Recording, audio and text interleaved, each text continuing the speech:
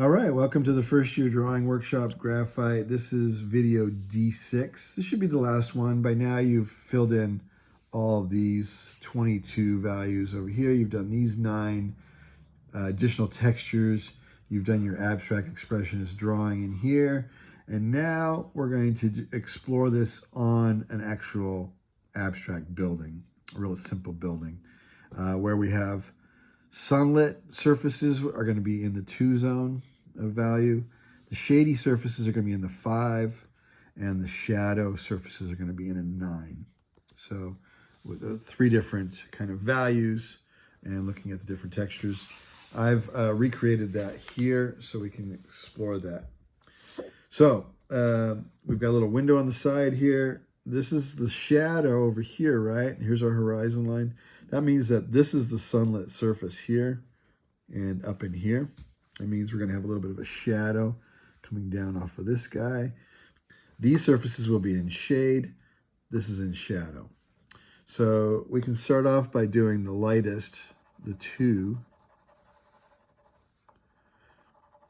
So this is kind of maybe a stucco building. We can kind of go with that haphazard texture and keep it really light.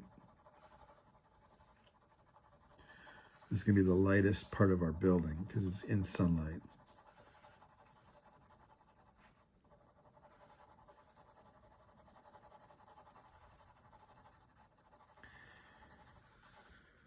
Then I like to make my windows really dark.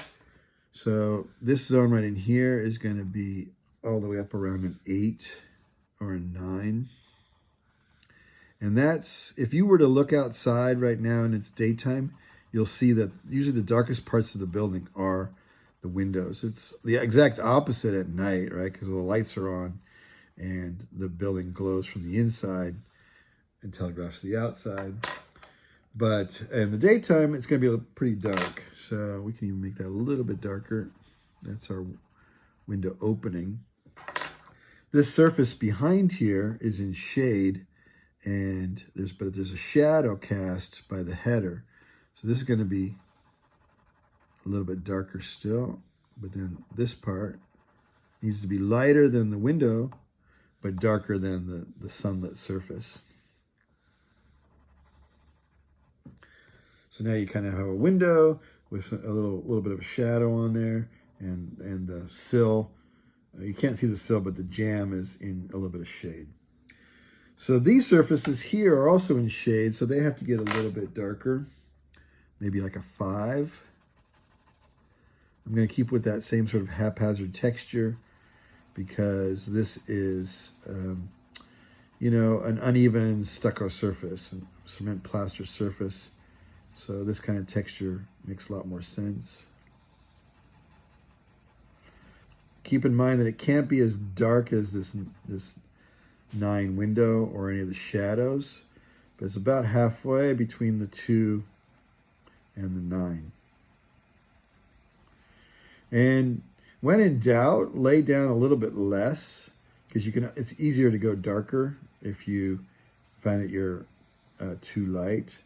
And sometimes I'll get to the end of the drawing and I feel like I have to make some adjustments. We'll see how we are on this one. But that's approximately a 5, and I can burnish it with my finger a little bit. Same thing with the sunlit surface. And then moving over here and getting this one too.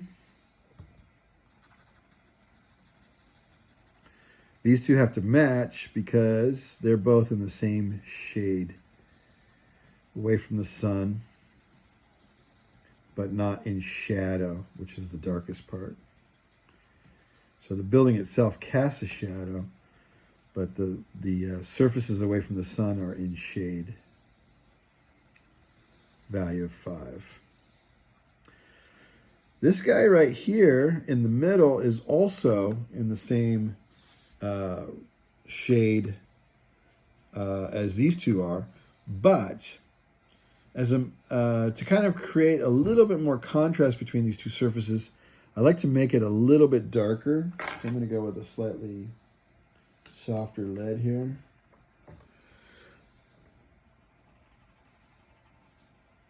It's not quite the shade that we need at 9, but it's darker than the adjacent surface, just so to create a sense of hierarchy, to kind of tell us that this surface is dropped back a little bit more. This, on the other hand, is in shadow, so there's no question that this could be the darkest part right here, as is this lower shady part too. So we can really lay it down thick here. Almost no white space in this zone. So you can see the difference here. Shade, shade, slightly darker shade, shadow. And then at the bottom here, where we're casting a shadow, that can be super dark as well. And I'm using the softest lead I have here in my arsenal, a 6B, so I can get that really dark. I'm going to add some texture to the grassy area in front of this building. So I don't have to have this perfectly dark right now because it's going to take a little bit more graphite when I go to add that texture.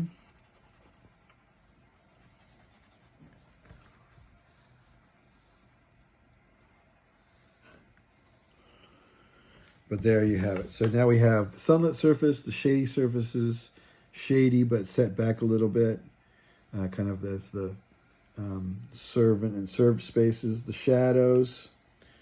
And now we're ready to maybe add a little bit more entourage to help kind of define the edges of this building. So, you could throw some trees on in the back here.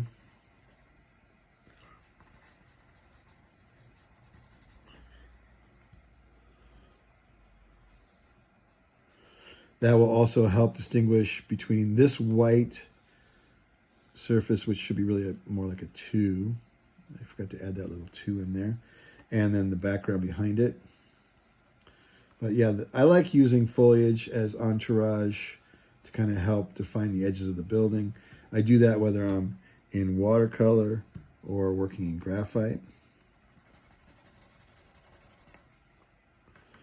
So this can get darker, right? Because this is the kind of a backdrop now to the building. Same thing over here.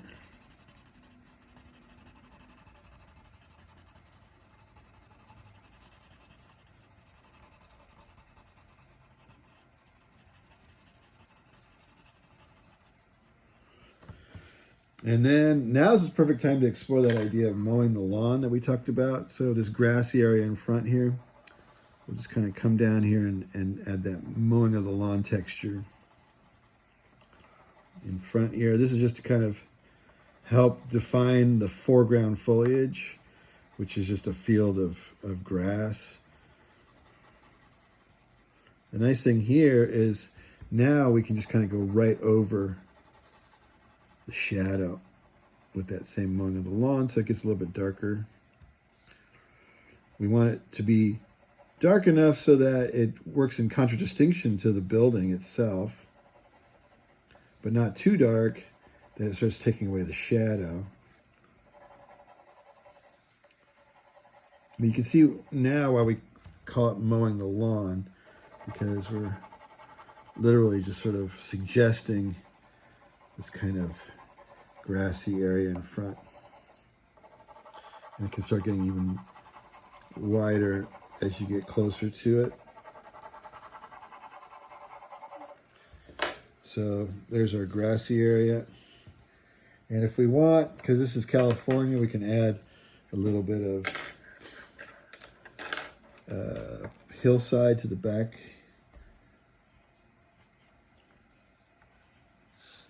That'll help define, some of these surfaces that are supposed to be a 2 versus a 5. If it helps to create a little bit more line work to help with that contrast,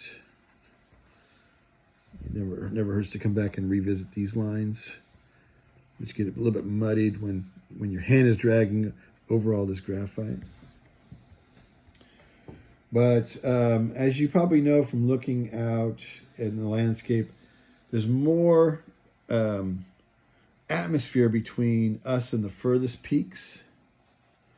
So it makes sense to hit all of this together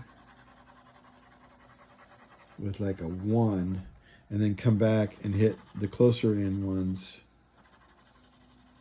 a little bit darker. And that'll help us define this edge here a little bit. And it also gives us a sense that these peaks are moving away from us. So the last thing to do is maybe put in some scale figures. Just kind of give us a sense of how big this is. You know, if I was drawing these people bigger, then maybe this was more like a dollhouse in the backyard, or maybe a design village project. But because I'm making these people about this height, you can see that this is kind of like a 2-story structure here.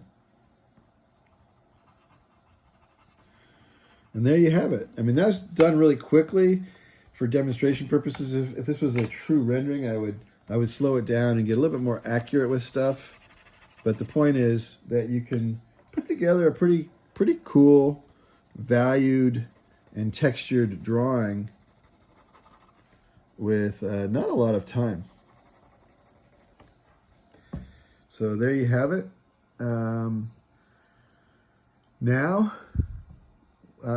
you'll just spend the rest of the day today practicing these techniques, and then tomorrow or Wednesday, as the case may be, do the exact same thing, but with your design village project as the subject.